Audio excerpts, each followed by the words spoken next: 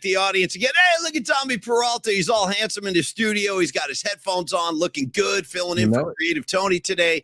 And I got to do, Dom, as I generally try to do, I try to keep the wheels on and announce the pre-show post of the day, just to give you guys some love on the comment line, because when we have our pre-show meeting, I'm always keeping an eye on you guys. And Ian Weiland, you win today, buddy, because he just posted this. Loren Gold looks like the kind of dude you'd run into at Guitar Center. 100%, bro. 100%. Or it's like he'd be working behind the counter if he wasn't a rock star, which he is. I mean, guy's a freaking rock star, but he's so low-key. He's super cool. And Ian Weiland, I feel you. Total Guitar Center. And I want to say that, first of all, welcome back. We had last night off. Good to see everybody. Creative Tony, again, out for the rest of the week. He'll be back on Monday. So not only do I have Don Peralta, the spiritual leader and art director of the PMP community and PMP show, we also have our East Coast golf correspondent, Rags. Christian Nara going to join us. We are going to talk Masters with him. We are going to bring in Loren Gold, new keyboard player in Rush. He's a Bay Area guy, monster Bay Area sports fan, too. So really good guy. Tony and I taped a conversation with him, so we're going to play that in a few minutes. Also, Dom, before I get started today, speaking of rock stars kind of orbiting in the Bay Area sports collective universe, it's not just me with Loren Gold today. How about this? We're doubling down on rock stars because our BASC brother, Rod Brooks, is going to be interviewing the legendary, world-famous guitar player, guitar giant, if I could. His name is Vernon Reid. Vernon Reid. Living Color. He's played on Public Enemy records. I mean, the guy's a world-class player. Brooksy has Vernon Reid tonight at 8 p.m. on Quality Hangs. So definitely check out Brooksy tonight. Okay. Dom, how you doing, dude? How you doing? Doing good. Yeah, I'm super excited for both of these interviews. So the Loren Gold one is going to be amazing, and Vernon Reid, I'm a huge fan, so I'm stoked for that too. So it's going to be amazing. I saw Living Color way back in the day, dude. I saw them. Actually, check this out. The first time I ever saw the Rolling Stones was in Foxborough. It was October of 1989, right outside of Boston, and Living Color opened the show. Wow, that's amazing. They were a brand new band at that point, and they were incredible. And then I saw them again when Jane's Addiction did the first Lollapalooza tour. They had Living Color on that tour, so I saw them there as well. That was really good. They're a great band, Living Color. They're amazing. Yeah, I love them. And shout out the Rolling Stones for always putting an amazing opening act with them. I saw Seal, Pearl Jam before that. I mean, it's just like they always line it up so fantastic. Yeah, it's almost like an honor to be asked to open for the. That's why it doesn't matter how big you. Dude, I saw Metallica open for the Rolling Stones. I mean, imagine that. But you're right. It's a great tradition. And speaking of great, how about the Giants playing some winning baseball? I'll take that, dude. I'll take what we got yesterday. Although I got to tell you, it was not without controversy, because when they trotted out Patrick Bailey again yesterday, I was like, you got to be free. What does Susak have to do to get a couple of starts? You know what I mean? I know, right? He's hitting everything in his path, and Vitello so far will not give him consecutive starts. I thought he earned a start yesterday after his performance on Tuesday night, but it was not to be. He went back to Patrick Bailey, but it's all good. Giants get a nice win. Off today in Baltimore tomorrow. Also, Warriors at home tonight. Here he comes, dude. LaFlop. There he comes. To throw himself on the floor at Chase Center tonight. He'll be out there. We'll be watching that one as well. And one final thing I want to say, real quick, Dom, just as we get started, I want to give a big, I don't know if he's on the board today, but get the word out, PNP Familia, if you can. I want to thank Arkansas Dave for the really generous package he sent. Arkansas Dave sent this great package. I said a few kind words about the Arkansas Razorbacks in the March Madness tournament a couple of weeks ago, and I meant it sincerely. Like, I had a good time hanging out with the Arkansas fans a couple of years ago at Chase Center. So, dude, he sent me an honorary pig snout. Look at that thing. Yeah. Here we go. I got the snout on right here. Suey pig. Yeah, exactly. Yeah. So anyway, I want to thank Arkansas Dave. Let me see if I can find a good home for this. That's so good.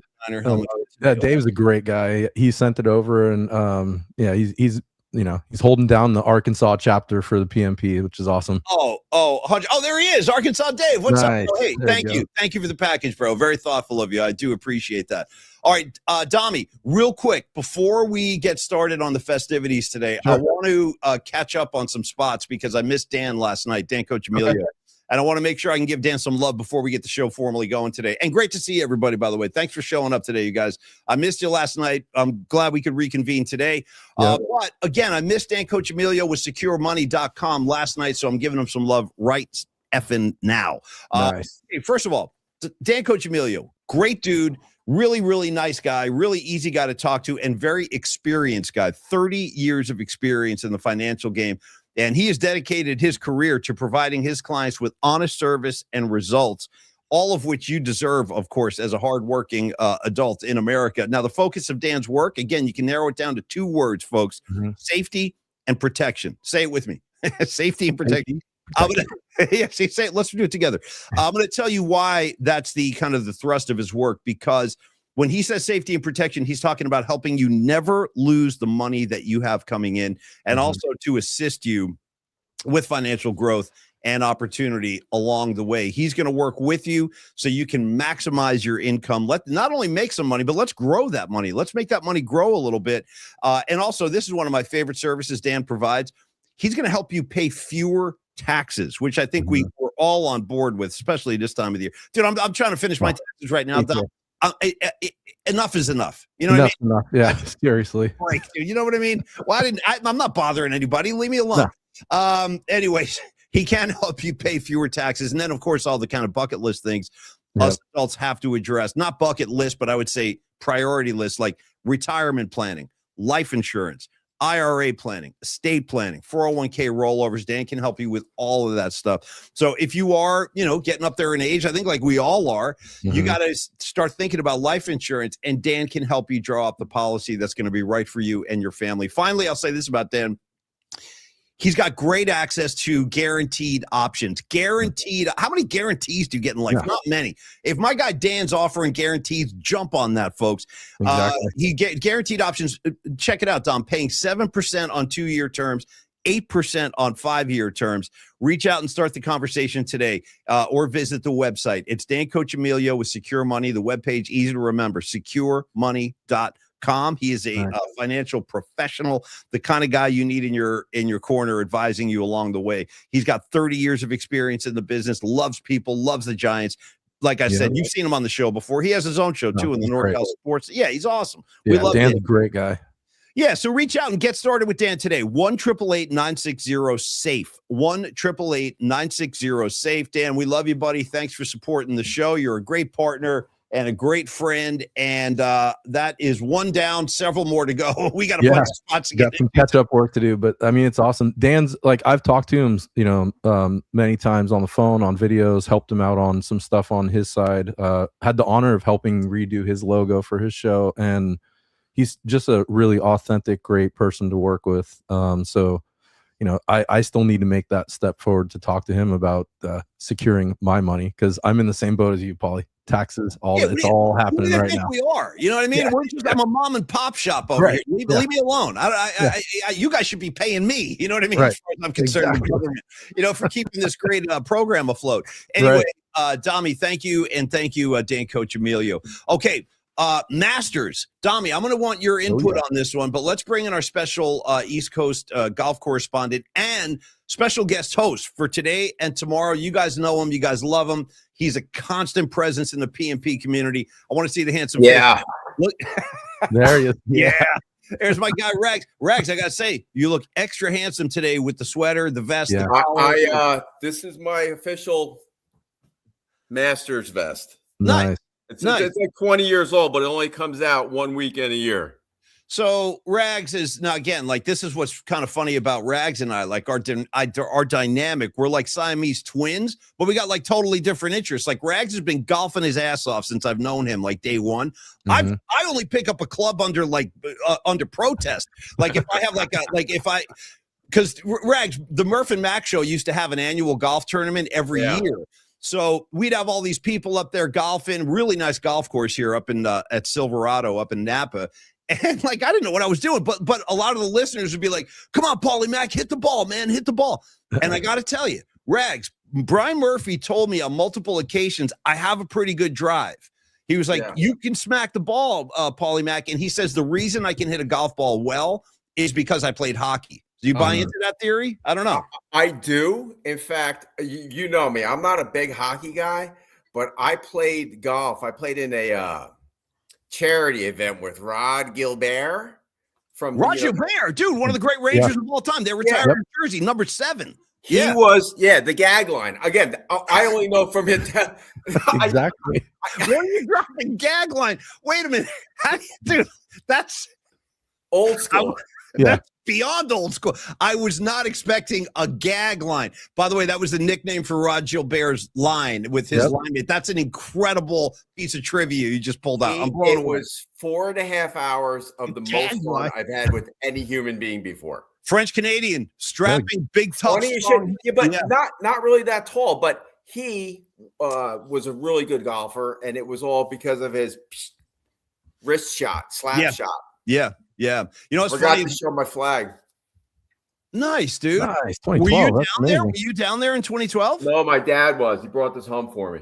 Have you ever been to the Masters, set foot on the Masters course? No, I haven't. Not yet. But you know, it's funny. You met my buddy Brad at our wedding. Yeah. He goes every year, and you're not allowed to use your cell phone on the grounds there. You can't even bring it in. So the other morning, you won't be able to see this. They have batteries of like old school payphones. Yeah. So it's 8:30 in the morning. My cell phone's going off. I just got out of the shower. I'm like, and it says Masters across the top of my phone. I don't know if you can see this. I can't, but I believe it's okay. I believe you. Masters. And so I answered. He goes, I don't have time to chit chat. I just wanted you to have the Masters saved in your phone. Wow, nice. Awesome. Yeah, cool. I can't tell you guys this, that our good friend Mark Cannizzaro with the New York Post, he's at the Masters right now. Nice. I'm going to try to get him. I'm going to try to get him either tomorrow, Monday, or Tuesday because he's super busy. He texted me last night. He was at Rags, I guess they have private entertainment shows for guests of the Masters, because last night Cannizzaro texted me and he was like, guys, I'm at a freaking private Foo Fighters gig right now. He was 3 feet away from Dave Grohl. And they do that at Pebble Beach too. They have these private shows for the participants and stuff. So anyway, my point is we'll try to talk to Marky Cannizzaro in the next day or two. But Rags, while I have you, I want to ask you about the Masters. Let me bring up the board here and prepare. Yeah, I have it here too. McIlroy's in the lead, I think. Well, let's start right there. I guess the first, and Dom, you join in on this too. Hit them with as many golf things as you have. But Rags, my broad stroke question to get started. Who do you think is likely to win the Masters, and who do you want to win the Masters? Go. You know, it's interesting because you could pick. I've been looking at this all week long, and I have a list here. I mean, if I had to pick my top 5, I mean, everybody's going to say Scheffler. Okay, I mean, John Rahm's been playing really well lately. So if I had to pick my top 5 of what I think you might see, good. Scotty Scheffler, John Rahm, Bryson DeChambeau, Xander Schauffele. I'm going to add 2 more: Tommy Fleetwood and Justin Rose. Those are that's who I would pick. I'll email them to you later. Let me ask you. Well, no, finish your thought, Rags. I'm sorry. Go ahead. And then I think you said, who would I like to see win? Yes. I wouldn't mind seeing Bryson pull through on this one. Or I got to really I dig this guy. Maybe it's because I'm half Asian. Ming Woo Lee. I mean, he's this little Asian dude, and he's been playing well the last 4 or 5 years. And I was watching him warm up on the range because at work this morning, and Blia, yes, I do have a vest on. It's my Masters vest. I know you made a comment about it. So I went to work I'll tell you what, the ladies love Rags. Rags is a handsome, strapping guy. He is. I've seen it all too, top to bottom. Believe me. And again, inside and out. Inside and out. Shout out Phil Collins. Inside and out. But anyway, Rags, I've seen him top to bottom, and operative word, strapping. Okay, strapping.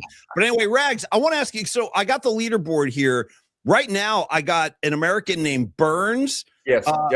Up top, I got McIlroy. I got another American named Kitayama. Then I got Day, and then I got Reed. Is that Patrick Reed, number 5? Patrick Reed. He is not a very well-liked individual. Everybody hates this guy. So, Rags, true golf story for you about Patrick Reed. Check this out. This is wild that he's up there again. And you just said what you said.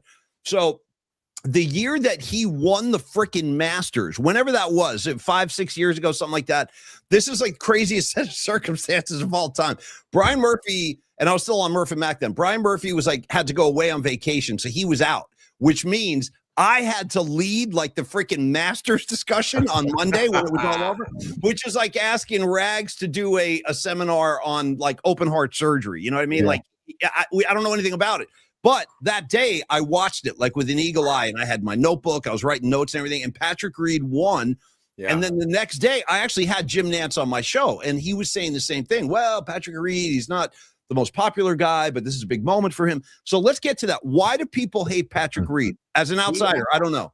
Well, one of my guys at work, his brother is a golf pro, at work, not a tour pro, but a golf pro. And he told him that he got thrown off of his golf team for cheating. So if any of you guys have like any spare time, which you probably don't, Google Patrick Reed cheating bunker. Now you're talking about like, what is this, like college? Like in his college? No, this is actually on tour. I can't remember how many years ago it was, but when you're in a sand trap, you can't touch anything. You can't. They call it a loose impediment, which is either a stick, a pebble, whatever. Yeah. You play it as it lies. So. But what you also can't do is you can't ground your club in the sand. Okay? Yeah, right. Yeah. So what he actually did, and I play with a bunch of shady people here and there. And when you're in the bunker, what you want to do is you want to scoop a dollar bill sized blanket of sand under your ball, and it actually carries it on the green. That's the physics of it. Look at the gentle gestures of a yes. That was you just seduced me because my wrist and hand is getting better finally. By the way, it almost looked like you were like freeing a dove or something. You were like letting it go, like fly, birdie, fly. Totally. And by the way, how is your octopus hand? How's the octopus hand? You know what? It's getting better. The scar. This guy did a great job. There's the scar right there. Not bad. And this tendon and this tendon, the big one, they were damaged. So they had to do tendon repair. Anyway, it's fine. But so what Patrick Reed did is he gently grounded his club behind the ball about 1.5 inches, and that is your aiming point to hit behind the ball. And also create a little bit of like divot into like a entrance, like a doorway into the sand. Sure. So you got something to aim at, and you already have like a starter, like 1/4 inch in the sand. I mean, it was very obvious to golfers who could see, but a lot of people on TV or watching it on TV that are just casual golfers couldn't tell what he was doing, but they showed it in slow motion, and he tried to play it off. It definitely wasn't an accident. Don't people kind of, and again, this is a question. I'm not the guy, but you guys are. Aren't people in the golf community generally very forgiving when whoever wins the Masters? Isn't that like, here's your green jacket, let's all hug and make out, we're going to go to the clubhouse and all that? Like, isn't it a pretty forgiving moment though when you win the Masters? Like all that stuff is forgotten. Or no, maybe I'm wrong. I don't know. No, I mean, there's a lot of not really. No, well, this is just something. It's not. It's more of in golf. They call it a gentleman's game. So it's more of like a character issue. I mean, the one thing that I love about golf is, it's what you do when no one is watching, and you hit the ball out of bounds. You have to call a penalty stroke on yourself. You hit it in the sand and it happens to be plugged. You have to play it as it lies. If it's buried in the rough, you can't fluff it up. So you can't be like Judge Schmales walking and just kicking. Yeah. Don't mark that, Danny. Don't mark this, Danny. By the way, I want to give you a little magic wand moment here, Rag. Stand by. I got my wand here. That's beautiful. One more time. I'm having fun with my toys. Rags, we got supers pouring in. We got reviews. So let's do a few supers, Dom. And I also want to just say, the overhead lights in my kitchen are making my head shine, but whatever. Hey, man, don't even worry about it. Dab it up if you need to. I want to say that it looks like the ladies do indeed love Rags. I think this was Red Jet Shell. She goes, I love the Jersey accent. And I think it was Red Jet Shell who said, I want Rags to carry me out of a bunker sometime. So here's Red Jet Shell right here. What's up, girl? Thank you for supporting the show. Always good to see. I think that was Red Jet Shell who said that. I think so. And she said it was the New Jersey accent that gets it. I know. It's I'm having certain feelings I need to explore as well when I have Regs on the show. Hey, man, DTF. Well, dude, exactly. We got to get into that at some point before Definitely. the end of tomorrow. Keep them coming, Dommy, because we got a few more here. Yeah, we got a bunch more. Stevie Groschel, I'm going to need your rules. How about that? He does. No, Groschel for life. How about I'm going to need your top 3 wingers. The last time I was on, all of a sudden I just have. And you know what's so wild? Now I have a better appreciation of what you guys go through on a daily basis, trying to pay attention to the deal. And you're looking at everybody's comments. I mean, there's my girl Patty, there's my girl Bonnie, Sourdough, my Filipino cousin, Woods, Groschel, of course. I mean, it's unbelievable how quick the chats go by, and you see like all kinds of cool stuff in there. Regs, hold on, Regs. Who's your Filipino cousin?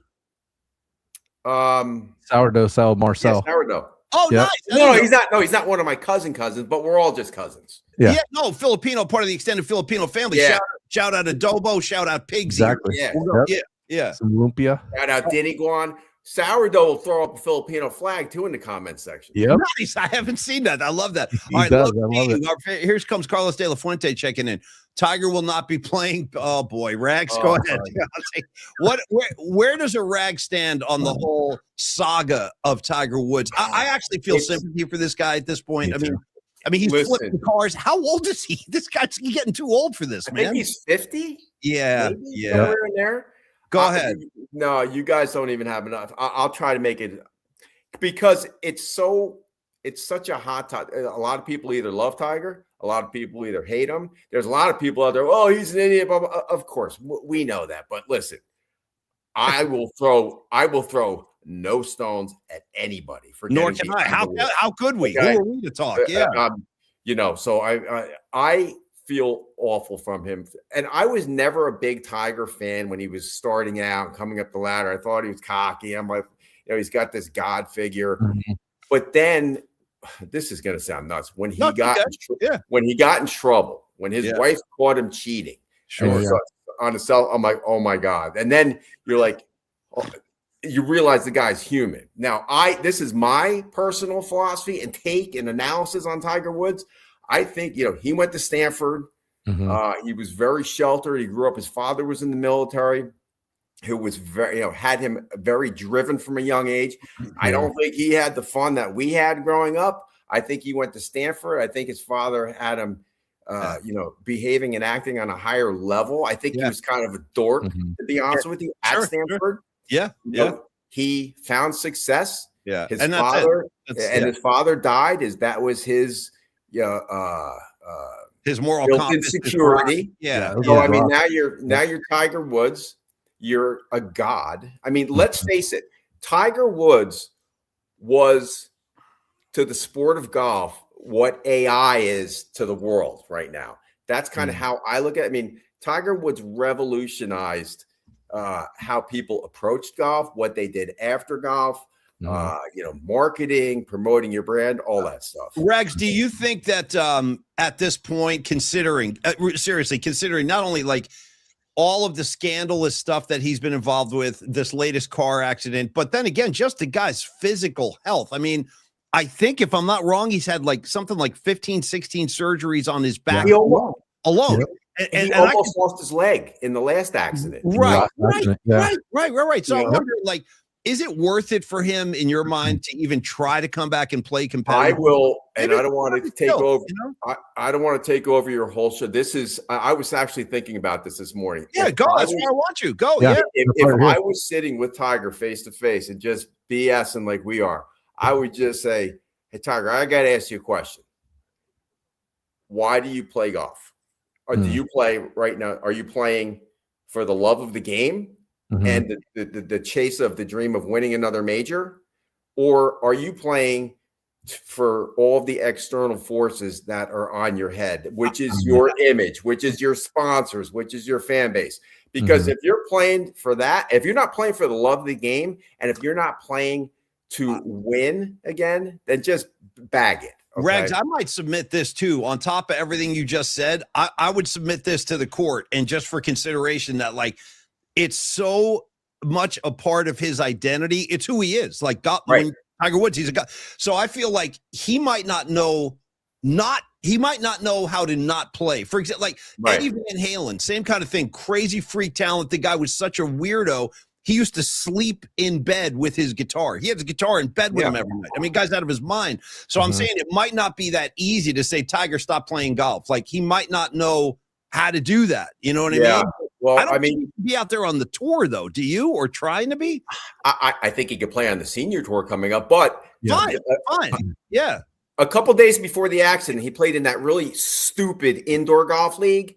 And I mean, he must be in so much physical pain. Yeah. And I really, only because the Masters was coming up and he was trying his hardest to push himself to be here today. Right. And I mean, God only knows. I mean, I've had a couple of surgeries, my knee, whatever. I can't imagine what this guy's going through, from not only from a physical pain standpoint now, and not to get all wacky, but from now, I mean, from a mental standpoint, I mean, you're Tiger Woods, you're a god. And now look at you. I mean, you're a joke to the entire world. Well, you're not a joke, but you know what I mean. I mean, you went from being Tiger Woods to a dude who's flipped his car a couple times. That's what he's become kind of a punchline of sorts. Yeah, it is. I mean, and that said, I mean, I'm not a Tiger apologist, and should you be getting behind the wheel after you popped a dozen oxys like they're M&Ms? Of course not. Should we have all gotten behind the car after 24 beers? Of course not, but we have, and nobody in this chat line, nobody. Maybe there's somebody, but listen, we've all done stupid stuff. Okay. Yeah. Unfortunately, Tiger has the wherewithal to have a new driver and a new car every single day. I do sympathize. I do sympathize with him in terms of what's I would probably guess is an addiction to painkillers, because when you go through that many, and again, I had a back surgery like 25 years ago. Dude, I was on pain pills for like a year because I actually really needed them. But what happens is, when you try to wean yourself off, a lot of people are hooked and they can't stop taking them. So I'm sure Tiger is struggling with that. And I actually agree with you just in terms of his legacy on the golf course. Yeah. It might be time for him to just walk away and keep it intact as it is right now. Great conversation, though, Regs. This is why I wanted you to come on today. Yeah. And I just hope the guy, you know what? I mean, they always say time heals all wounds. I mean, people have come back from worse. You know, again, it just – I hope for his sake that he finds peace in whatever he's going through right now, and just, comes back, after some time, and, it would be, he already put out a public apology and all that good stuff. But, Rex, how do you rank the Masters in terms of like your favorite? You got the World Series, right? You set some time aside, you watch a World Series. You're obviously going to watch the Super Bowl. Is the Masters for you in that category of like, dude, I'm shutting the door this weekend, I'm locked in all weekend? Or is it you just show up on Sunday kind of thing? No, I mean, this is for anybody, for most golfers, I mean, this is our Super Bowl here. If I had to rank the events, I mean, obviously the Super Bowl's 1, the Masters is 2. But what I said last year on the show, what's really cool about golf is that the PGA Tour, they start their season with the Super Bowl of golf. You know, and it's always at, and it's always at the same venue. Yeah. And there's a lot of other cool things, the tradition that we can get into, which everybody already knows about. You got footbridges, you got trees, you got rolling hills. It's beautiful. I mean, everybody can acknowledge that. You got your boy Nance. That's Nance. Gentleman Jim, let me tell you what, Gentleman Jim is he's in his comfort zone right now. Yeah. Hello. I mean, when he's down there at Augusta, man, he's living large. He is like the king pimp down there. Hello, friend. Couple more supers, Dom, for Rag. Stevie B. Yeah, we got a good one from Stevie B. Masters is the only pride driver. Check it out. Well, let me roadmap this. I want to go couple of supers for Rags. I'm going to go spot for jumping stack flash. And then I want to go to Loren Gold, new keyboard player from Rush. And this is a really cool conversation I have with this guy. And again, he's a Bay Area dude. It's so crazy. Rush is a Canadian band, and they have a kid from the freaking Bay Area playing keys now. It's a really wild story. So we'll get to that right after we do supers and a Tom Stack spot. So anyway, Tommy, what do we got here? Stevie B? We got, Stevie B. So we got Masters is the only place Tiger can drive 300 yards without hitting a tree. See what I mean? Here come the riffs. I know, Rex. I know. It's deserved, man. It is funny as hell. Pine Needle. Rags, you take this one. Pine. I love Pine. Yeah. Go ahead, Rags. You take it. It's Patrion's fact. You arrive early and at the end and set your chair down with card. and walk around. Nobody will take your spot. It's an honor thing. Also, it's so more hilly. You're right than you see on TV. Yeah, it's amazing. And beers are still $4. Pine, that's a great point. I have never been there. But like I think they have those pimento cheese and cheese sandwiches for like 2 beans. Yeah, you know they still have the same prices they had like in the 70s or 80s, I think. Yeah. What Pine, thank you for the super. That's awesome. Thanks, Pine. So he's right. They $6 beers. What do they get at Oracle for a beer? What, an Oracle for a Giants game? Your park, yeah. First off, dude, I haven't been to a game yet this year, but I saw Murph post something on Twitter a couple of nights ago. He said, ready for this? For one freaking beer, he said he paid $19 for one beer at a Giants game. I mean, it's getting to the point now. Yeah. What are we doing? Like, what are we doing? Starts there, Paulie. That's where it starts and goes up. What are you talking about? What? Come on. Yeah. Man. So what? $19 for like what? A Bud Light or something? Like Tall boy Coors Light. Yeah, it's bless America. Yeah. I don't know what's going on. Why do you ask, Rex? Why'd you bring that up? Just because Pine made a great point. I mean, it's $6 for beer. At the Masters, which is a very, very prestigious event. Obviously, they don't have the the overhead that an Oracle or a Citi Field. I mean, I haven't been. The last game I went to was with Tracy for Keith Hernandez Day at a Citi Field. I had to take out a Citi. She wore her Keith Hernandez jersey. It was a birthday present. I took a car from where I live. I took a car from Florham Park. Yeah, went there, and I think it's like 2 years ago, and I remember like the 2 beers was like $28 or something. And then I'm like, shit, I got a 2-hour drive home in this car. I better dial us down to just vodka on the rocks so I don't have to pee and have the driver pull over. So I think I ordered a Tito's on the rocks, and it was nothing. It was like it was $28. I'm like, what is wrong with you people? No, that's it. And by the way, only because you brought it up, Rags, you're here, I'm here. Doesn't that make it our time? I got to tell a great Rags in Queens, New York story. Here, stand by. Let me get the wand out again. Actually, no. Let me pause that. Let's finish the supers first. Get to it. Okay. Yeah, we got the supers. I'll do the Rag story. Go ahead. Yeah, Rag. I have to agree. Current look, classy, dapper, sharp, spiffy. Done. Yeah, all of it. Yeah. Rags, you're handsome. What do you want? What can I tell you?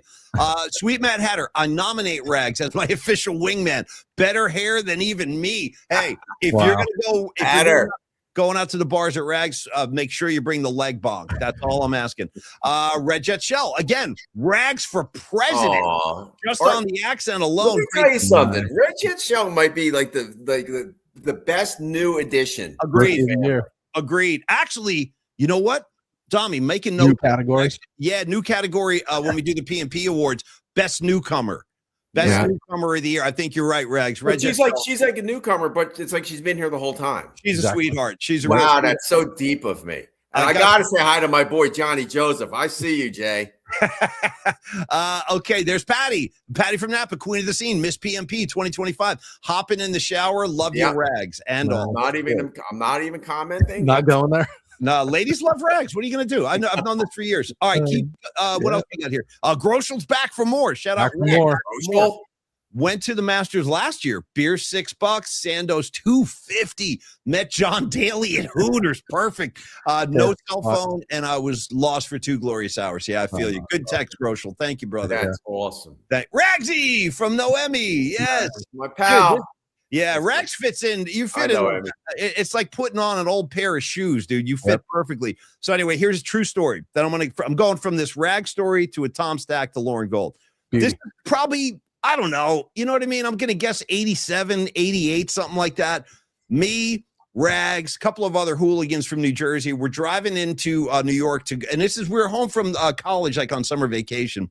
Yeah. So I'm driving. I got Rags in the car, got a couple other lunatics in the back, and we're approaching Shea Stadium. We're going to a Mets game. And it's bumper to freaking bumper, middle of the summertime. Rags, you know where I'm going, right? I sure do. Yeah. So I admire this. This is one of the most gangster maneuvers of all time. So again, bumper to bumper, we're inching along, and Shea Stadium, it's right there. Like we can see it, but we just can't get to it because we're stuck. Yeah. So Rags is like, Smack, my nickname in Jersey. He's like, Smack, I really got to pee. I'm like, well, don't pee in my car. I don't care where you do it, but just don't do it in here. 5 minutes later, Rags opens the door. We're on a very busy street going to Shea. Rags jumps out of the car. There's like a Greyhound bus in front of us. He runs up, true story, folks, runs up to the bus, knocks on the door. The guy opens the doors. Rags goes on the bus, pees, jumped out. And then everybody in traffic was like, everybody started applauding. It was a pretty funny New York moment. But anyway, when you say going to people helping people. Strangers stopping strangers just to shake their hand. Okay, but anyway, that's a true story, true rag story. Peeing in the Greyhound bus in traffic. I saw it happen with my own eyes. Okay, you know who wasn't there but should have been? Tom Stack. Stack. Transition. Jumping Stack Flash, as I like to call him. I just talked to him yesterday. He's all excited for the Bruce show. He will be there. And again, another gentle reminder for Bruce Springsteen ticket holders only. We will be having like a little private affair at Longbridge Pizza on Monday, starting at 5 p.m. before the gig. But I would ask you please not to show up if you don't have a ticket, because Neil is only opening the doors for a quick hang session. They're closed on Monday. He's doing that just for us. So I'll see Tom at LBP on Monday. But in the meantime, let's get to know Tom Stack. Great real estate agent in the East Bay. He is a broker with Coldwell Banker Realty. He's been doing it for over 20 years. You've seen Tom on the show before. He loves music, loves Bay Area sports, loves people, loves the Bay Area. He's an SI product like a very own Bonnie and Creative Tony and all those guys.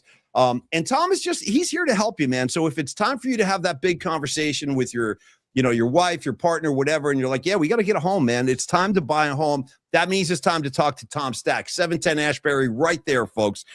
Tom is a music lover like us. As I said, he's also a Bay Area sports fan, but he's going to give you the proper guidance and assistance that you need when you're out there in the jungle. Buying a house in the Bay Area, it's like being in Vietnam on the battlefield. It's insane. No, it is. It's insane.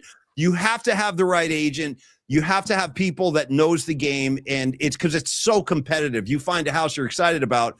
You're like, hey, I want to make an offer. Okay, cool. There's about 47 other offers sitting on the table. So is that because there's a low? Is inventory low for housing? I don't know the housing market. Great question. That's a good question. I'll ask Tom. Maybe it is an inventory thing. I actually really don't know. But again, just about Tom, the person. He was involved with the Town Hall Theater in Lafayette for 10 years. He was a vice president of the board. He produced over 75 shows there. He was also honored. Tells you a lot about Tom right here. In 2023, Tom Stack was honored as the Lafayette Business Person of the Year. So he's very active in the community. He's a 20-year member of the Lafayette Chamber of Commerce. So again, as you can tell, he really cares about the area. He really cares about you, and he wants to make sure that you are in good hands. So make sure you reach out to Tom. Start that conversation about finding the right home for you, or maybe you're just selling a house. Maybe you need to unload one. Talk to Tom about that as well. 925-878-9964. You can always email Tom as well. It's tom.stack@cbnorcal.com. One more time, tom.stack@cbnorcal.com. Again, don't go out there alone. Don't get stuck with the wrong agent. Tom Stack is right here, and he specializes in the La Marinda corridor in the East Bay. That is his real area of focus. He knows everybody out there. But like Patty from Napa, if you do want to just get connected with the right agent you can trust, talk to Tom, because she got hooked up with an agent in Arizona, courtesy of Tom Stack. And so if you're South Bay, North Bay, Peninsula City, whatever, Tom knows people all over the place, so he can plug you in to the right crew. Give him a call today, and thank you, Tom, for being a great partner and a great friend too. 925-878-9964, folks. Tom Stack, Coldwell Banker Realty. Okay. Other quick story about Rags. Rags and I, probably back in the day in the 80s, saw Rush. I don't know. We probably saw 2 or 3 Rush gigs together is my memory. And always one of our favorite bands growing up. Rags, is funny. When Neil Peart died, it was such a tragic story. If you don't know the story of the band Rush, I'll give it to you in 10 seconds. They're a trio. They were together for 40 years, and their drummer got very ill. He got brain cancer and died.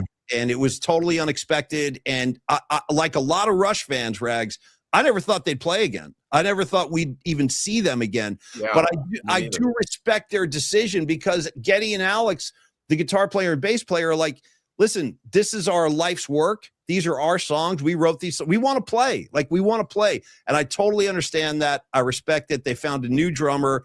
Her name is Anika Niles. And now they added a keyboard player for the first time ever. Rags, because Geddy wants to just play bass and sing on this tour. He doesn't want to be bothered with keyboards. What do you think of that? Well, two things. I think, first of all, it's amazing that, and this is what you are the one who hooked me into Rush, and you know that.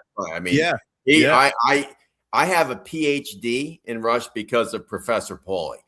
He would literally he would drop me off at my house. He's like, "Oh, by the way, here." And this is when you still had tapes. He's like, "Here, listen to this, and give it back to me tomorrow. Let me know what you think." And then here, and then he had the video of Exit Stage Left. Rush. Love that. Yeah, and he came over. And we watched this thing. We were hours, rewound it, days, hours. I mean, it was just mesmerizing. But first and foremost, I think it's amazing that three human beings can make that kind of music. Number one. Number two, as far as Geddy playing bass, singing, and keyboards, I mean, that's just a talent that I can't even imagine. It's heavy. No, and they're all virtuosos. They're hugely talented musicians. And folks, just a quick look ahead to tomorrow. Matty Stenson, you're going to like this. We're big Rush fans too. I know Dom is as well. Yes, Stenson. So Rags, since he's going to co-host again tomorrow, last thing, and then we're going to Loren Gold in like 2 seconds. But since Rags is co-hosting again tomorrow, why don't we have Rags host the musical assignment? And to honor Loren Gold, Rags and I talked about this on the phone. We were like, what do we do for the assignment tomorrow? And Rags was like, well, we got Loren Gold coming on. We're talking Rush. Why don't we just send in our favorite Rush songs? I was like, Rags, done. Nice. It's already done. I love that. So tomorrow, send in your favorite Rush songs. We'll add them to the playlist. pauliespod@gmail.com. Dom will compile the list. We'll go through those tomorrow. But in the meantime, Rags, here we go. Settle back. Grab a drink, throw your feet up on the thing, adjust your master's vest, clean it off. Everyone's going to be comfy because we're about to welcome I never thought I'd say this, the newest member of the band Rush, which will be going on tour in about a month. They're going to start a very long tour. They'll be East Coast, West Coast. They're going to Europe. But we had a great conversation with the newest member of Rush. Here he is, folks, from the Bay Area. Let's sit back and enjoy this conversation with Loren Gold. All right, so we are very happy here on Polymax Particles to bring in a very special guest. Now, this is a gentleman who we do have some history with. We've talked to this cat a few years ago when he was working with The Who, and he has just opened the door into this tremendous gig. He's about to go on tour with Rush, who have not toured since 2015. So this is a really big, really happy. Our friend, he's a Bay Area guy, a monster Bay Area sports fan on top of everything else. We're going to get into that today. But I'd like everybody to welcome Loren Gold to the program. And Loren, great to see you again, brother. I love the Giants shirt. We're going to definitely address what's going on with them in a second, believe me. But first things first, I just wanted to say great to see you again. And congratulations on this Rush opportunity, going on tour with Rush. I mean, it's got to be a big thrill for you. First of all, thank you very much, both of you. Great to be here. It is a thrill. It's bigger and greater than I could have ever imagined. And I feel very blessed and to be a part of an amazing camp and great guys and incredible talent. I mean, that goes without saying. So it's fantastic. I think one question, just to get this out of the way first, a lot of people might have is, how did a Bay Area musician like yourself wind up with this Canadian power trio that really doesn't have a lot of history in the Bay Area as far as playing with Bay Area musicians? So how did the road lead you to Rush's door? Like, I'm just curious how this whole thing happened. I ask myself that question every day. The truth is I met Geddy on a gig. So The Who was doing a charity show in London. I don't know how long ago. Maybe this was just over 10 years ago now or so. And it was the Who band minus Pete and Roger, and then different singers would come in and sing a Who song.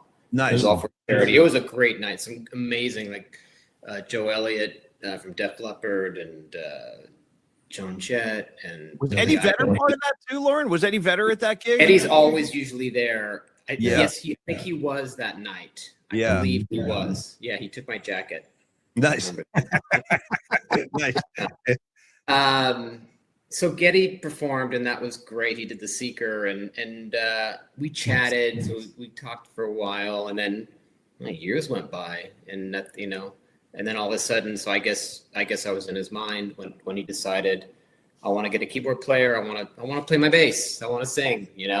What he was doing was crazy, ridiculous. The feet and the singing and the playing. I mean, I just baffle. Just like, how did he do this? So, right. How have you not always had a keyboard player to take off some of that pressure? So yeah. So that's basically we met, and I guess he thought of me when it came time to doing this. Oh, so cool. It's just the coolest. You mentioned Geddy Lee. First of all, I love that. Like you just mentioned that he played The Seeker. I would love to have seen that live or hear a version of Geddy Lee doing The Seeker. That's amazing. Right. What a great song, right? Oh, what a great tune. But also, as you can tell, everybody, Loren is a big sports fan, Bay Area sports fan. His social media accounts actually has a picture of him wearing a Steph Curry jersey from behind the keys on such stage. A great shot, man. That is such a great photo. It's like my favorite live shot ever. Yeah. Great shot. Check him out at Loren Gold on social media. Oh, incredible. But I wanted to ask you out of the gates before we talk music, you being a sports fan, Geddy Lee being such a massive baseball fan. Yeah. Have you guys talked ball at all? Have you guys talked any baseball at all? Constantly. Oh, yeah? Yeah. We talk ball all the time. He's obviously a huge Blue Jays fan, and he knows, about the Giants and all that stuff. So we talk baseball all the time. He's really knowledgeable, like across the MLB, not just the Blue Jays. Like he knows baseball. He knows the current players, and it's impressive. So I hope. Did he recover after the World Series? Because that must have been a crush. I haven't recovered. I haven't either. Yeah. I was sitting on tour with Chicago, and we had a show that night, and we got off stage, and the game was still on, and I was, who I was rooting for. So I'm sitting there. Oh yeah, we're gonna stick it to him. This is great. Yeah. And then I'm like, that just happened. And I just like. I had to get on the tour bus with a bunch of Dodger fans, and 2 years in a row I was on the tour bus when they clinched it, and I just locked myself in the bathroom. So No, I don't blame you. I don't blame you, Loren. So that's an interesting idea. So when you're on the road, are you able to keep up with what's going on in Bay Area sports, like with your teams? Like, absolutely. How do you see? Do you have a package where you can see the games, or do you just kind of follow? Yeah. Yeah. No, I can see all the baseball games. Warriors, here and there, but I can see the baseball games. Sometimes I'm on the East Coast or somewhere else. It's just like I can't stay up, and I read about it and watch all the highlights and stuff like that. Right. Especially right. Kind of Giants. I mean, I'm such a huge. Well, what do you think of what we're looking at so far this year, man? Like Tony and I were just talking before you came on today, Loren, about how, we'd like to see a little more enthusiasm out of Devers. We're still trying to figure out Vitello and his whole vibe. Like, what are your impressions of this club this early in the season? I'm very scared. Yeah. I'm very nervous. I on paper, I really like our team. I like everything Posey has done. There's not one signing you just like, whoa, why? I really kind of am behind everything he's done. But yeah, Devers, I mean, he's late on every swing. I don't know what's going on with Jung Lee. Yeah. I mean, it's just carrying over from last year, even worse. I don't know what to, and now I was feeling pretty good about the bullpen. Now I'm not feeling good about the bullpen. Yeah. I'm sure you guys are talking about this. Yep. I'm very nervous, and I don't, I can't put it on the manager or anything like that. It's too soon, but I don't know what's going on. I can't wrap my head around it. Yeah, I'm worried about it. Go ahead, T. I'm sorry. Yeah, it's pretty wild, the vibe. I was going to this just popped into my head right now, Loren. We're recording this on Tuesday, just after the Michigan Wolverines won the national championship for March Madness. And they were basically a band of transfer portal kids that came together and won a championship. And I've always thought of, a band as just another form of a team, and everybody needs to do their part and play their role for the success of the song and for the success of the show and the tour. And I was kind of thinking about how you guys are all coming together for this Rush tour. And it's almost a little bit like a transfer portal where new drummer, new keyboard player, coming to Alex and Geddy. And I just wanted to know how that vibe has been all coming together and rehearsing and stuff. How's that been? It's actually been great.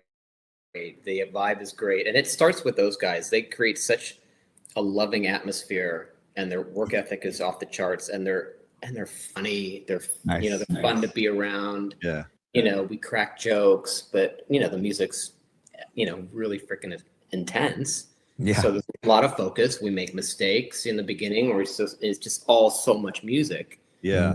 And we're working stuff. It's like, oh yeah, oh shit, I forgot that part. It's like, but we're like all in it together, and then at the end, like we get it, we nail it. It's fantastic. I saw a really funny quote, you guys, from the guitar player Zach Wilde, who used to play with Ozzy and everything, and he was talking about Rush, and he loves Rush, and he was saying some of their songs, Zach Wilde, some of their songs are so long that we used to try to cover Rush, and then in the middle of the track, we'd be looking around like, wait, what song are we playing again? Where are we? You're right. If you're not familiar with Rush, I mean, Rush has a lot of very long, involved, complex compositions. And you know, it's funny, Loren, so I'm a card-carrying Rush fan. Check this out. I saw my first Rush gig when I was 14 years old, and I'm in my 50s now, and I'm still a big fan, and I will be down at the LA Forum, actually. I'm going to see Night 3 down there.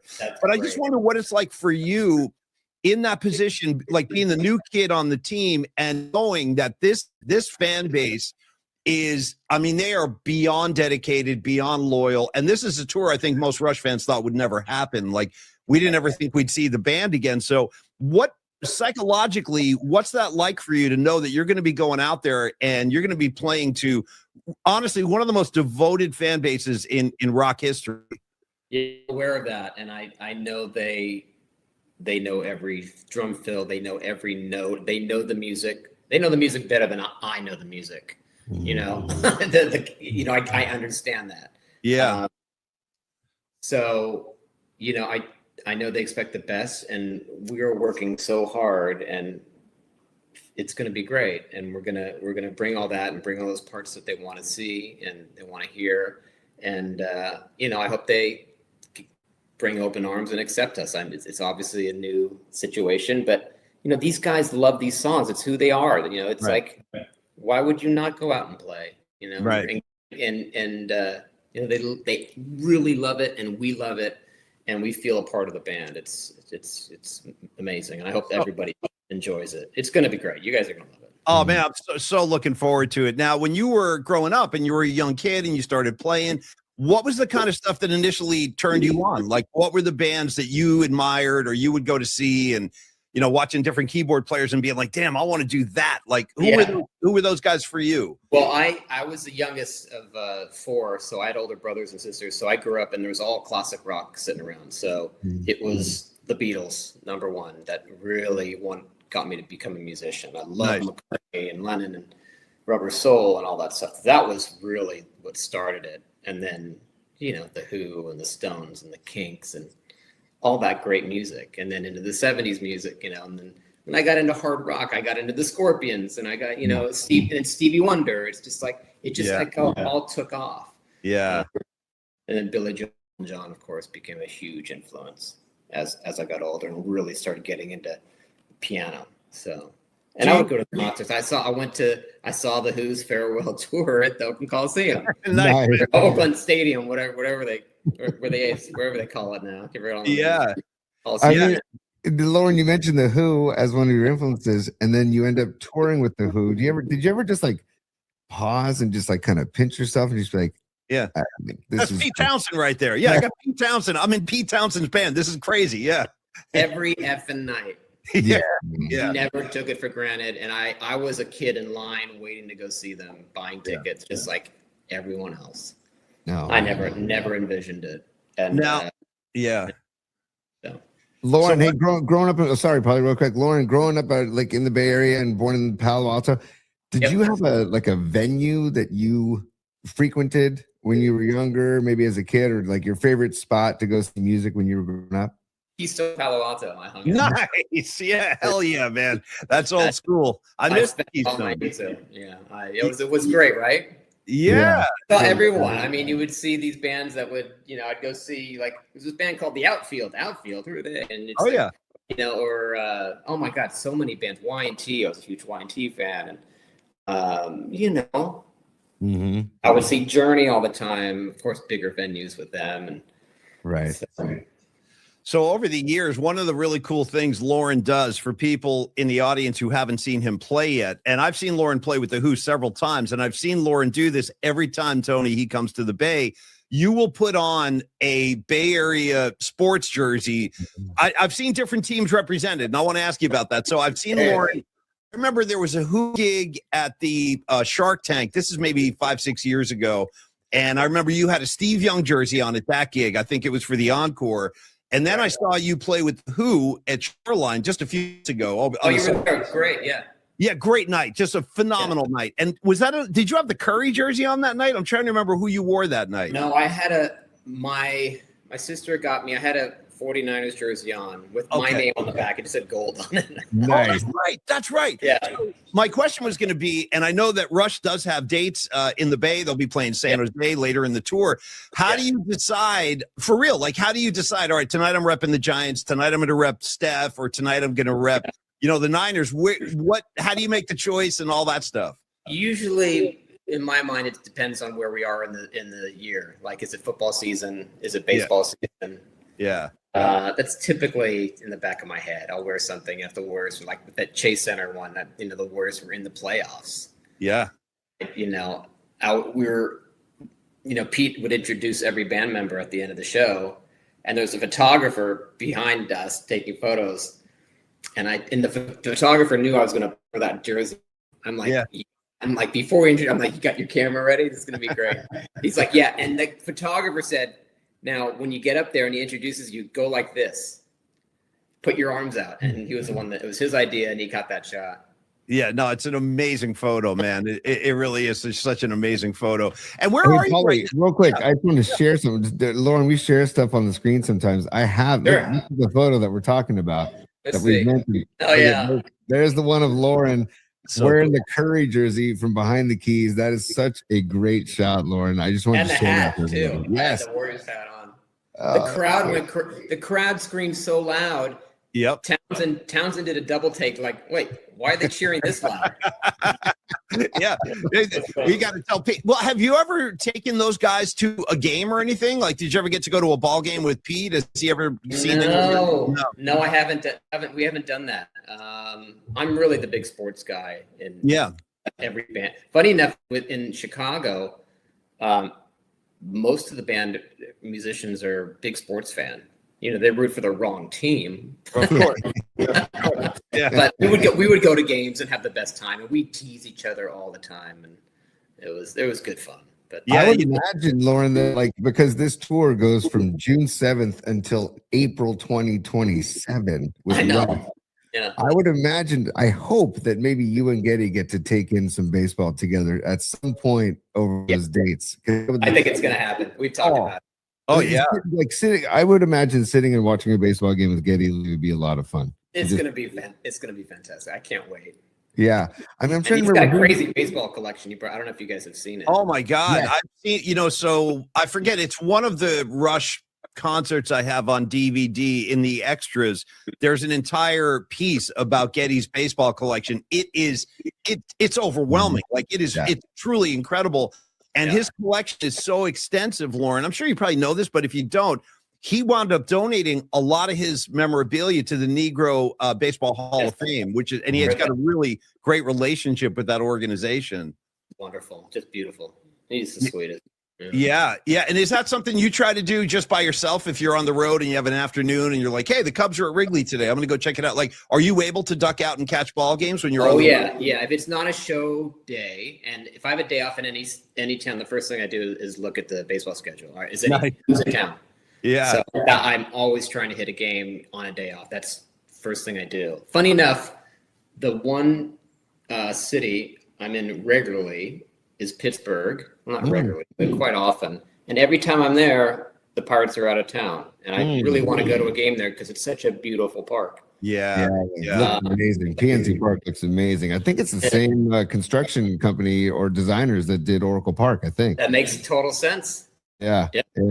It's gorgeous. Similar layout, and I love walking along outside. I've walked by it so many times. But, yeah, I love going to a game. It's even at a AAA game or AA, single A. Yeah. Sometimes those can be a lot of fun, man. Oh, they're a blast. Yeah. Loren, we talk about the Oakland Ballers, that new outfit in Oakland. I would love to get to an Oakland Ballers game. I don't know their background. So they just started after the A's kind of did their whole thing, not the A's, but MLB did their thing with the A's and kind of told them you're leaving here, basically, which is really unfortunate for the city of Oakland. And Paulie and I, we're born and raised San Francisco, but we're not Oakland haters. We're Oakland supporters.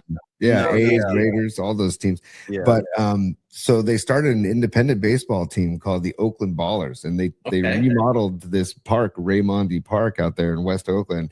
And it's fantastic. Yeah, it's fantastic. It's basically independent and food trucks all over the park, and they get a great following because they have all these hungry, baseball fans without any baseball. Billy Joe Armstrong is one of the the main investors in the. That's fantastic, and it's probably top-notch talent, right? I mean, I had a friend that was a manager for an independent league, and I can't remember, Illinois somewhere, and it's great.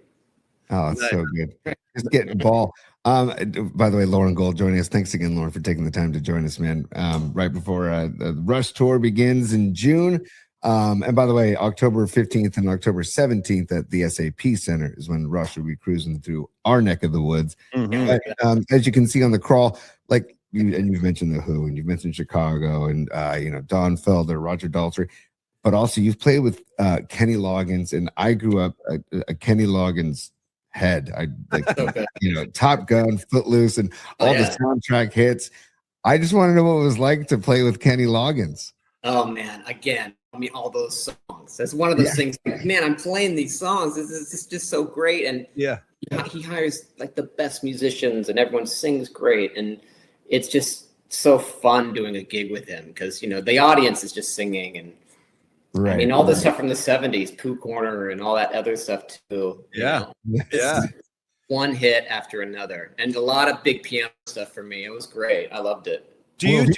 Oh, sorry, Paulie. Last question about Loggins. Loggins and Messina. I love the song "Angry Eyes." Did you guys ever play "Angry Eyes"? I rehearsed with Kenny, but I don't know if we ever played it live. Definitely rehearsed it. Great one. Yeah. Do you contribute on vocals, Loren? Do you sing backup vocals as well? I do. I sing a lot with most bands I'm with. Yeah. Is that going to be a part of what you're doing with Rush? Yeah, I'll be singing. I'll be singing some background. Nice. Wow, that's going to be a new element. See, just even right there, that's going to be a new element for the Rush audience. We're not used to really getting harmonies. Every now and again, Alex would maybe just sing a couple of lines, but not that much. So that's going to be really cool. And so when you're out, just a couple more questions, and we'll let you go. But when you're on the road, obviously excluding the Bay Area because you're a hometown kid, and we know, and I've seen some of your posts. I remember, I think after the Who's gig at Shoreline, you were like, "It's so cool for me to play here. I grew up going to shows here." I can only imagine what a thrill that is. But around the country, are there any other venues that you love playing in where you go inside and you're like, "God, this is the greatest"? What are a couple of your favorite spots to play around the country? Fenway. Nice. I mean, baseball, Fenway. Come on, right? You walk in and you just can't believe you're there. And then to play a show there, I've done it twice, and I'm looking out. I'm like, are you kidding me? It's incredible. Yeah. I mean, Babe Ruth. I mean, everyone. I mean, the list goes on and on. And this last time I was able to get a private tour behind the Monster. Nice. So, yeah. It's so that's one of my favorite venues.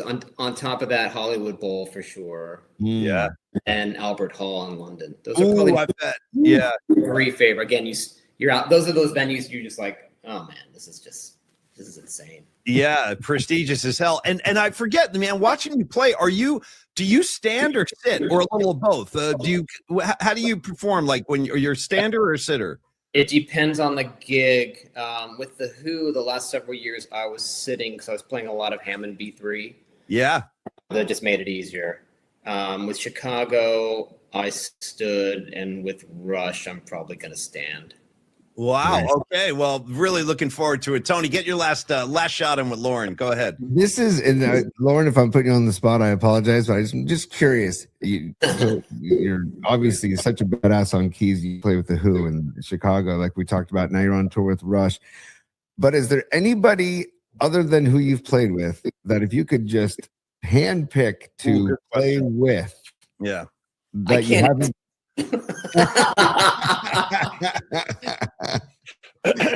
I'll let you guess. Okay. Gotcha. Listen, I'm honored to play with all these people. It's just I'm so happy right now with where I am. I can't even think about going anywhere else, No, you found yourself a nice little home here, Loren. And again, congratulations from myself and Tony and our entire audience, man. We're so happy for you. And just the fact that, like, it's one of us. It's a Bay Area dude on the road with Rush. It's like, it's a win for all of us. Yeah, right. Got to represent. Yeah. So I'll tell you this before we let you go. I will be very much looking forward to the San Jose gigs. I'm curious to see which jersey you're going to wear. Don't reveal anything, but I'm curious to see what you're going to. Yeah, and dude, I just want to say, wish you all the best on this tour. Have a great time out there. Play your heart out, and I'll be out there in the audience more than once. I'll be catching a few shows, so I'll be watching. Hopefully, the Giants will do a little better by then. We'll be doing better by then, I should say. Yeah, God, my fingers are crossed, man. So yeah, Loren, that's Loren Gold, everybody. Thank you again, Loren. Best of luck on the road with Rush. We'll talk again down the road, bro. Be good. Great to see you. Thank you. Yeah, thanks, Loren. All right, see you, man. All right. And we're back. Boom, Dom, great producing, brother. Hey, I got to tell you, a big shout out to Dom Peralta today, because if Dom wasn't with us, that whole thing, I would have driven that thing right off the side of the road. So, Dom, great job. Hope you guys enjoyed Loren Gold. You can see what a great dude he is, man. Totally down to earth. Rags, he's played with the Who, Chicago, Kenny Loggins, Roger Daltrey. 25 or 6-4. Let's go. Oh, great track. Bum, bum, bum, bum, bum. That was our, do you remember that was when we had a timeout on the field? That was the timeout song, the band. I'm all about it, dude. I'm all about it. So, look at Tommy. What do you got there? Exit Stage Left in your hand? Yeah, I grabbed this to Rags. I was listening to this. Nice. Dude, let's go. Dude, shout out Closer to the Heart. Shout out the Trees. That's You know what? I love Exit Stage Left. I freaking love that album. Great live album. A lot of the earlier Rush stuff. Okay. We have a few minutes left. Dami, let's do this. Did you tell me during the piece we have supers that are waiting? I think we've got a couple. Let me scroll back, double check. See if we do, and then I got a roadmap for the rest. We're going to go numerology, and because we forgot to do that. And then I want to do, let's finish the bummer brackets with Rags. We got a photo with Rags. We go on for like a year and a half. The epic adventure of the next bummer bracket. Dude, the national championship was like 5 days ago. We're still out here voting. But we're going to finish that up too. Bummer brackets. Right, we got one more from this was coming in right when we went to the video. So this is from Badges. I'm hoping the Greyhound bus had a toilet on it and it wasn't about the aisle. I'm going to let Rags take this one. Rags, go ahead. I don't, you know what? I don't even remember. I had the piss so bad. I don't remember seeing a face. I definitely made it to the bathroom, but I did get a standing O when I came off though. Yeah, all the cars were like honking and cheering. And I was like, what happens if traffic clears up and all of a sudden the bus just takes off and Rags is in the bathroom? And like now I'm in the parking lot. Rags is heading to like Atlantic City or something. But it all worked out. Okay, thank you, Badges, very much. Are we good there, Dami? Good to go. Yeah, check that. We got everybody covered. Check this out. Let me get my magic wand and do one more time. Okay, I want to talk Young Dental. Then we're going to go numerology. Then we're going to go brackets. Then we're going to break the huddle. Okay, Dr. Matt Young was texting him yesterday. Hand to God, man. I love Dr. Matt Young, the official dentist of the PMP show. Yeah, get us all in the mouth. What's up, Rags? I see you under the teeth. Yeah. Hey, what's up, man? Hey, Dami, how you guys doing? I like that. Anyway, yes, Dr. Matt Young, Young Dental in San Francisco. Right off of Union Square. He's been in business over 25 years, 490 Post Street. Creative Tony has had not only his wife, he's had both his kids in there. I've been a patient of Dr. Young for over a decade. He's been a friend of mine for over a decade. I know a lot of you have had a chance to meet him too. He's come out to a few of the PMP events, and he will again. He will again later this year. He couldn't come to opening night because he was with his dad in Buffalo, New York. But in the meantime, let me just tell you a little bit about the services he's offering. All of us comprehensive dental care across the board, kids. We're talking cleanings, fillings, implants, veneers, orthodontics, emergency care. I like to talk about the team, the support staff he has down there. Creative Tony got very close with Joyce. She's a sweetheart. All of Dr. Young's helpers and assistants in the office are great people. And again, Dr. Young, if this is something that you feel is going to be coming up for you, a procedure you're going to need, an implant procedure or an implant restoration, Dr. Young is the guy. He's the number one guy in the entire country at that. He specializes in implant surgery, implant restorations. He, again, got to prop him up, man. He is the president of the American Academy of Implant Dentistry. Don Peralta, I know you were knocking on Dr. Young's door. Have you been in the chair yet with the headphones? Not yet, but I got all my stuff set up with Joyce, so it should be happening probably within this month. I'm focused on getting my taxes done. Then it's the teeth. Oh, yeah, chipping away at it. You guys have no idea how much stuff taxes is in the way of me enjoying my life. Rex, I'm a human. I exist. You know what I mean? There's got to be more to this life than sending the government my money every year. But that's what I do. That's what I do. I write checks. Stupid. Yeah. People ask me what I do for a living. I'm like, well, I do a show on YouTube, but I also write checks. That's part of my, like, why I'm here on the planet. And if you guys need one, let me know. Yeah. That's why the PMP family and PMP Nation is so important to me, because I get to escape the world for an hour and a half, 2 hours every day. Instead of my tax guy trying to tell me, well, you're getting banged because you had a lot of capital gains. And I'm like, I don't even know what you're talking about. Yeah, is that my fault? Capital gains. What, I'm the bad guy now? Yeah. I don't even know what a capital gain is. Neither do I. And it dividends, capital gains. I'm like, yeah, just whatever. He's like, that's why you got hit this year. I'm like, I don't even know what you're talking about, dude. Hold that thought. Tremendous. This is all going to work when we do the Carlos De La Fuente spot. Yeah, exactly. Capital gains. What am I getting punished over here? And again, I don't know what capital gains are either, Reg. So that makes two of us. Fantastic. Okay, Dr. Matt Young, as Don Peralta is about to find. And by the way, Dommy, what are you going to ask him to listen to? Have you thought about that? I might start with Rush now that we're on that topic. That sounds pretty good. Yeah. Hey, Doc, give me signals and moving pictures. I need both of them today. Yeah. But he will do that for you. He'll give you whatever you need to make you comfortable. Really not, I don't want to riff too much on that because it is serious. And just check him out. Check him out on Yelp and Google. You'll see all the positive reviews, literally hundreds, if not thousands of them. People love this guy, and with good reason. I do too. You'll see he is a super cool guy. He will calm your nerves if you're a nervous type, which I definitely was before I met Dr. Young. And a great part of the city, too. Just a great place to spend an afternoon down in Union Square. So make your appointment today, just like Don Peralta did, 415-392-8611. Hey, Dommy, maybe bring him one of our shirts or something, too. Bring him like some PMP merch. You know what I mean? Merch, yeah. I think that would be helpful. Yep. When you're in his office, ask him to show you the Dwight Clark football, because I gave him a Dwight Clark football. Nice. Okay. Yeah, and it's up there somewhere. It's in one of his offices in the building. Awesome. But anyway, make your appointment today, 415-392-8611. You can always email Dr. Young as well. It's youngdentalsf. Take two, info@youngdentalsf.com. Info@youngdentalsf.com. Thank you, Dr. Matt Young. You are a great partner. You are a great friend. You're a great human being. And the only guy who's going to give Dr. Young a run for his money in terms of like a handsome contest might be our guest host, Rags, today. Because, Rags, you have lit the comment board aflame. People are blown away. And I got to tell you, I'm a little bit under your spell as well. I'm not used to seeing Rags with a collar and a vest. But you look it's Masters Thursday.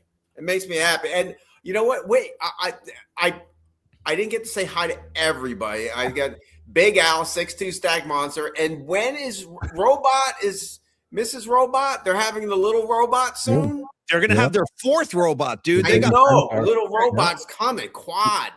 Little robots coming soon, and I think we're talking like weeks now, 2-3 weeks away. Like they're in the home stretch. So yeah, we wish them all the best. We love the Centaurs. There's my boy Ian. Well, I don't even know how he's going to have 4. So that defense doesn't equate. That's like 2 on 4. Like, oh my God. Like I'm 2. Like we're ahead. We're 2 on 2. Man on man. Exactly. Yeah, exactly. No, I think Robot and his wife Meg, they probably got to run like a zone defense. Got to run his zone, and then you got to be able to switch. Like when one of the kids crosses over, it's like, all right, switch. And you got to switch up on D. Here we go, guys. We got an update from Robot Centaur. Okay, let's get it. What do we got? ETA 421. Oh, nice, dude. That's like a week and a half away. Wow, baby Centaur is coming soon. Hey, good luck, man. Fareed, I love you, man, and I love your wife too. You guys are a really beautiful family. People. Tommy, numerology. We should have done it. Excuse me, should have done it an hour ago, but that's how we roll. We forget stuff. So where are we show number 99, 299. Tomorrow is 300. Can you believe that? Okay, so Tony, listen to me. Rags. Oh, and to address that, I saw Lily Merchant saying, "Oh, I thought Tony was off today." We taped it, Lily. We taped Lauren Gold yesterday. Rags, you started off today. Give me one of your favorite NFL guys of all time who wore number 99. You ready? I'm ready. Mark Gastineau. Okay, wow, dude. Nice. Speaking of, you brought up Marquette. Let's talk sack exchange. No, just kidding. But by the way, I'll Klecko Lions, Gastineau, Marty dude, Klecko. Don't get me going on this now, because have you guys seen the 30 for 30 on ESPN about the sack exchange? Have you guys seen that? Great. Yes. Yeah. So tremendous, and I felt bad. Salam, I forget his first name. He passed away. Salam. Abdul Salam. Yep. He passed away recently. But that was really good. That was a really good refresher course in how dominant that D-line was in the early 80s. Rex, I got to be honest, I kind of forgot how good the Jets actually had some really good teams like 81, 82, 83. When you landed here in Jersey, that little 7th, 8th grade time period, that's when they were actually, they were good. They obviously didn't go anywhere, but and then Gastineau was talking about the horrors of his childhood. He got assaulted in a field, sexually assaulted. I was like, damn. It was I had no idea, but he seems like Gastineau seems like a pretty troubled dude. He's had a hard life, man. Yeah. I don't know. Anyway, number 99 for me, I guess. All right, you know what? I'm going to stay on the same side of the ball. I'm going to stay on the D line, and I got to shout out a guy who I really love this dude. It's kind of a tragic story too, is Aldon Smith, the great Aldon Smith, man. If you go back and look at his numbers, they are absurd. I think he had 22 sacks as a rookie or something like that. 21, 22. Incredible. He was like one of those comets shooting across the sky, and then he kind of flamed out. He had some problems off the field. But I can tell you this, guys, if anybody is interested, I can tell you this. Corinne DeForest Buckner. Great. Buckner is where I was going with it too. Great. Were you, Tommy? Okay, good. Great minds think alike. Yep. Last thing on Aldon Smith, I just want to say this because I like to defend his name when I get a chance. When we used to do the Take a Cut Challenge at Park Rags, we used to do this batting practice competition. Murph would have a team of listeners. I would have a team. It was like Team Mac, Team Murph. Yeah, I was Team Paulie. Yeah, I remember that. Tommy knows where to go. So one year, we had a couple of San Jose Sharks and a couple of 49ers were with us. So Murph got the fullback Bruce Miller, and I had Aldon Smith on my team wearing a freaking Team Mac jersey and everything. Nice. And he was such a sweetheart. I cannot tell you how nice of a kid he was. And this is what he said to me. He was like, Dan, I'm really nervous. He's like, I haven't swung a baseball bat in a really long time. I don't want to. He's like, I don't want to mess up on the field. Dude, he put one in the bleachers. He put one in the freaking bleachers. But I just want to say that he's a really, really sweet kid. And I always felt really bad that it didn't work out. He actually spent some time as a Cowboy. He went down to Dallas. Yeah, he was there for a year. Yeah. Everybody gets a cup of coffee in Jerry World. The X-Niners. By the way, just Rex, 10 seconds. What are you expecting with your Cowboys this year? Just 10 seconds. You know what? I'm very out for. They had a top 5 offense. We know that. I'm very happy with the moves they've made in free agency. This Christian Parker, he seems like he's legit. Like I said, Schottenheimer inherited that idiot we had last year, D coordinator. But I got another 99 for you. I got a mic drop 99. Ready? Come on. Agent 99 from Get Smart. Yeah, Rex, can you give me the theme song real quick? Just give me the melody. It's a great one. I don't know if I can place it right now. Oh, I think dun da da. Yes. Dun da da. Bam bam bam. Yeah. Oh yeah. Hold on, I'm getting the call. Hold on. Yeah? Yeah. Yeah. Totally. Hey, Rags, how you doing? Oh, cool. Yeah, I'll be right there. Yeah, dude, talking on the shoe. Great call. All right, Dommy, let's do we got more supers. Yeah, we got one more super from Grosh. Yeah. All right, Groshy. Today is that's cool, Grosh. Niner day. Okay, yeah. Groshy. The more Steve Grosh, the better off we're all going to be. And thank you, Grosh. Here's what we're going to do. We're going to finish these godforsaken bummer brackets. Then we're going to get the hell out of here. So, Tommy, if you can bring them up, Rex, I know this is what happens if you put me in charge. I shouldn't be in charge of anything in life. I shouldn't be. Believe me. Do me fair. Call me. Hello? Yeah. Oh, Rex. Hold on, Rex. I'm getting another call. Yeah. Stand by, guys. Yeah. I'll call you on my shoe after the show, Rags. Yeah, Agent 99. No, I'm not kidding. That's a good call, Rex. Little 99 is good for you. Yeah. She was in the Rolodex. Well, I bet. All right, Tommy, I can't really read that. If you can't enlarge that, just tell me what the matchups are because I can't really read that. Oh, here we go. Sure, stand by. Let me see if I could scroll over here. And we're in the final four, right? Yeah, we're in the finals, actually. So, we're in the finals. Okay, Rags, I want you to participate in this too. I want you to. Okay, so. Oh, Tesla trucks and ticket fees. Wow, deadlocked. Totally. Deadlocked at a dozen apiece. All right. Can you believe that? Like we got a really good amount of votes in the final four. So thank you everybody for participating. That was fantastic. So we'll make it even better next year. I promise you guys. This year, something happened this year. Something happened to him, man. Something got really kooky this year. This thing has been going on for weeks, but we're going to finish it up right now. So, Dommy, why don't you do a deciding vote? We'll go Dom, Rags, and then I'll go last, and we'll finally crown a champion. So, Dom, give me your vote. Yeah, this one's it's pretty easy for me. I used to work in this world, so I work for all my aunts, my mom, at all the venues in the Bay Area, the Cow Palace, the Shark Stadium, or the Shark Tank, Fillmore. Ticket fees are the number one issue right now for me, so it's an easy one. The Tesla trucks, I can ignore those things. They're going to be wacky, crazy, doing their own thing. But to me, the ticket fee impacts my life because I go to shows all the time, so I can't stand it. Ticketmaster is the devil to me. So I can't stand it. I know you planned it. By the way, hey, Rags, Dom Peralta has such like a steady hand. You ever notice like how calm he is when he talks? He's like, I really don't like ticket fees. And, I like to go to the Fillmore like anybody. Like he's so calm and rational that like it all made a lot of sense right there. And I liked your case. You built a really good case there, Dom. All right, Rags, take a vote. Ticket fees or Tesla trucks? What's the worst of the two? You know, for me, it's not only ticket fees, it's it's like whatever. Like Dom said, the truck, whatever, they don't bother me. Have you ever looked at I didn't even realize, and I guess it was a function of the pandemic. Go ahead. I never really took a look at my dinner bill until I got here's what I don't understand. Even the diner in Florence. I'm sorry to go on a tangent, but my answer A is ticket fees, and it's every effing fee that's out there now.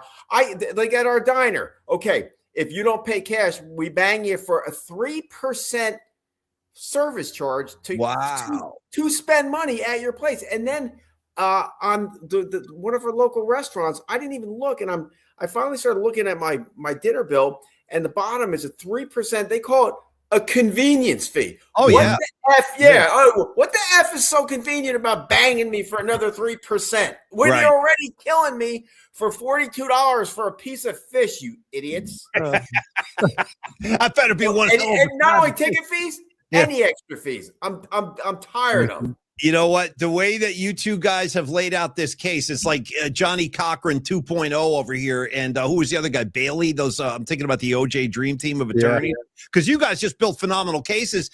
And it was as simple as just like Rags and Dom both said together, like, Tesla trucks, they don't really bother me that much. F those trucks.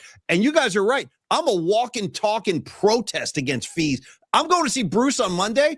I paid, let me think about this. I'm not exaggerating this. I think about $140 some odd dollars of the actual purchase are going to Regs convenience fees. Convenience fees. And this is so I can send some Ticketmaster douchebag to like the Ritz-Carlton in Maui, because that's where these convenience fees are going. These guys are buying yachts, they're hanging out. Ridiculous. And even a bit, I'll go all day long with this. Even my sons, both of them, my boys' tuitions. Okay, if I pay them through their student portal, if I pay them with a bank through my checking account and enter all the information that I really don't dig entering anywhere. Me neither. No fee. But if I use a credit card, they bang you for 3%. I'm already paying $50,000. Here's $50,000. Go ahead, tack on another 3%, you morons. You guys do realize, like, all these fees, these hidden charges, this is exactly what the mafia does. Like, the mafia, like, they'll loan you money, and they're like, yeah, here's 10 grand, but the juice is running, and now you owe me more than the 10 on top. That's exactly what the credit cards are company. They're basically behaving like the mafia. Right. It's only it's in a more corporate kind of backdrop. Yeah. Anyway, Tommy, it looks like we have ourselves a winner. It is ladies and gentlemen, a round of applause. The Bummer Bracket winner 2026 will be ticket fees, which make all of us want to bummer. And it was really so we've got 2 in the books now. Year 1 was Patrick Mahomes, right? And then year 2, Mahomes did make it to the Final Four. Let's give him some. Mahomes made it to the Final Four, and if ticket fees comes back, I could see those 2 facing off next year easily. Yeah, this is going to be like Duke, North Carolina. This is going to go on for years, these 2, until Blue Mahomes. Bloods of the bracket. That's so good. Yeah, until and by the way, last thing. Did you guys see, obviously, we haven't talked about this yet. We can get into it tomorrow, but the Vrabel story, right? The whole Vrabel. This guy, I mean, listen, if you're out there, let me give the audience some advice. If you guys are out there and you're pondering like an extramarital, I ponder every day. I would recommend against it, folks, for a variety of reasons. 1, it'll destroy your life. And then number 2, I guarantee you will get caught. Mark my words. Write it down today. Paulie Mac said I'll get caught, and I did. So Vrabel is just right, Rex? He's just another one in a very long line. I mean, you can ponder. It's once you take it past ponder. And like Paulie said, just mark it down, and then you could call him on your shoe. Hey, bro, I got caught. Yeah. Oh, you've always said it. Rex, my marriage is over. Can you come pick me up? Yeah, exactly. So, but we'll get into that tomorrow. I forgot why I originally brought that up. Why was I bringing that up? Oh, you're Vrabel. Yeah. I don't know how many of these you guys saw. We'll show them tomorrow. We'll do a long bookmarks. Tommy and I loaded up the bookmarks. We got a bunch. They have recreated the Vrabel. What's her name? Rossini. What's the girl's name? Diana Rossini. Yeah. So it's Vrabel and Rossini, like they're in a pool together. They're holding hands on some balcony. There's already dozens of Mahomes images that have popped up. Like, we might as well take a little peek. Here we go. Those are great. Yeah. There we go. All right, so you got Mahomes with the ref, and the second one down, I think, is my favorite. Mahomes and Collinsworth having a little romantic retreat there on the balcony. Yeah. And you notice how he's got his pads on and his headband, too. Oh, he's ready to go, yeah. Oh, all right. You know what? Only because I can see it, Tom. Let's do one more bookmark. Watch LeBron James' utter disregard for the rules and regulations about the guy picks up the rock and just starts walking around. No call. That's travel beyond belief. Watch this. What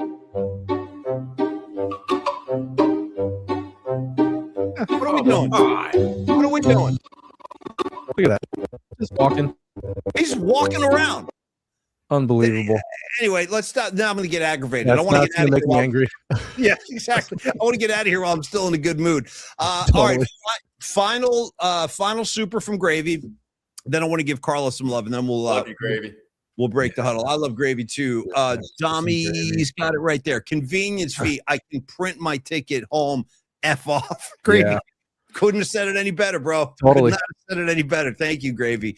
You know who else is anti-ticket fee? This is a guy who's anti-ticket fee, and he is pro-rush. That's my main man, Carlos De La Fuente with Flex Funding. He's already invited. I'll throw this out to anybody. Like, Carlos has already beaten the drums to have like a Arizona Rush concert rendezvous down the road. Yeah, I think it's like in November. We got plenty of time on this one, but Carlos is trying to organize that. He would like to make that happen. Carlos, I'm giving that serious thought, brother. But in the meantime, let's tell you about Carlos's services. He offers them to all of us. A lot of PMPers have gone to Carlos and had great results with different financial routes that they've chosen to take. And again, Carlos is a money lender. He's a one-stop shop for all your financial concerns and needs. He is licensed in the state of California. I like to remind people of that because our audience, Rags, it is so spread out. It's not just here in the Bay. We got Southern Cal. We got people out by Tahoe and Shasta. Carlos can help you wherever you are in the state. So don't think like, well, I'm too far away. BS. He can definitely help you. He's licensed for the entire state. Like our other sponsors, Carlos has a lot of experience too, 26 years of experience. And then you get into the services he provides. Like, and talk to Carlos about which loan program is going to be the right one for you. Because there's a variety of options you can take that obviously he can explain a lot better than I can, but I do know that HELOC loans are one of his specialties, home equity lines of credit. He is one of the very best at that. Corinne has had tremendous results and success with Carlos. And when you do the work with Carlos, no hidden fees, no appraisal fees, no escrow, no title, and very fast closings too. He appreciates and respects your time, so he'll get the deal done quickly. And again, just ask him if it's like, and don't feel bad about where we all are. Like, I think all of us are feeling pinched right now. It's a tough freaking time out there with the economy and prices being what they are. So talk to Carlos about your current status, where you're trying to go, what you're trying to achieve. Maybe just need some extra cash in your pocket to get you through this year. I hear you. Talk to Carlos about which loan program is going to be right for you. And last thing I'll tell you about Carlos is just remember, he's a broker as opposed to a lender. And there's a lot of advantages that he holds in that regard. So talk to Carlos today. Tell him about what you're trying to achieve and which loan program will be right for you. Reach out and have that conversation, 925-250-4894. You can also email Carlos anytime, carlos@myflexnow.com. Los D, you are the freaking man, dude. Thanks for being such a great partner, and hope to see you and hang out again soon. I really had a lot of fun with Carlos on opening night. A couple of sidewalk sessions were going down. You know how it is. All right, Rags, I want to let you go. I'm going to free you back into the wild. You go watch the Masters. Enjoy. Appreciate it. Love the family. Take care of the octopus. There's Corinne. There's another. A lot of people I haven't said hi to today, but I see all you guys. It's Los was just talking about the dude who borrowed money from Vito in The Sopranos, and he didn't have to pay him back because Vito got whacked. Oh, that big dude in the supermarket. Yeah. He's totally. Like, I don't know. I need about 40K. Could you make that happen? He's like, sure. I got you. Anyway, Miguel, Matt Stinson. Yeah. So you guys wrap up, man. I'll see you tomorrow. I'll be back. I'll be dressed a lot more casual tomorrow. I'll take requests. What's up, Big Merc? Yeah, that's awesome. Rags, hang out for the outro. We can all drum together. You're not going anywhere yet, Rags. You're not going anywhere yet. But yes, Rags will return tomorrow. The music assignment has been announced. If you missed it, we are going to be focusing on our favorite Rush songs tomorrow in honor of our guest today, Loren Gold. I want to thank Loren, too, for giving us a couple of minutes. You know what's so funny? From then to now, I think he's already back. We had to see it. Oh, that's only the beginning. That's only the beginning, folks. I got a couple of my own I'm going to show tomorrow, too. So thank you, Loren Gold. Thank you to Bummer Brackets. Ticket fees are this year's champions. Thank you, Dom Peralta. Dude, thank you, Dom, for making this whole thing fly today. And finally, Rags. Thank you, Dommy. Thank you, Rags, for being all that you can be. And we'll see everybody again tomorrow. Dommy, take us home, and we'll be back at high noon tomorrow. Yeah, buddy. I just wanted to give you a quick shout out to my brother, Joe.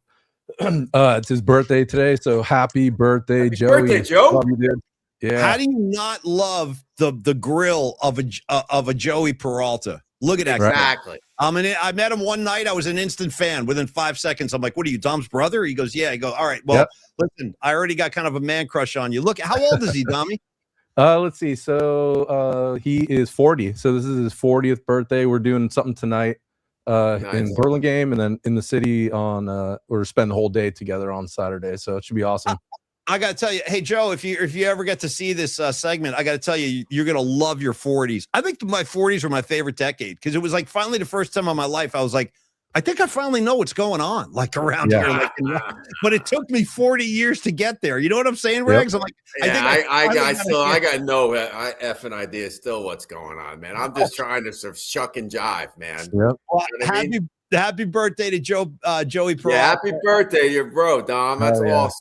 Yeah, and tell him to go get his Vrabel on tonight. Oh boy, easy does it, easy. And everybody, enjoy your Thursday night. We'll see everybody tomorrow at high noon. All right, guys, ready for a little business time and get out of here? Totally. Business hours are over, baby. It's business time. All right.